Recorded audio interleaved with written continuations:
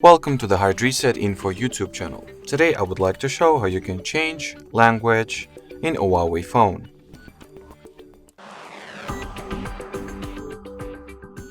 So to start, you will need to launch Settings, then enter the System and Updates category, onwards open the Language and Input, then go for the Language and Region. Onwards, tap at the Add Language button, select what language you would like to switch your system to, then hit the change option, and that will be it. If you have multiple languages here, by the way, in order to switch the system language between them, you will need to tap at the edit button over here and drag whatever language you would like to change the system language to the top like that and place it first.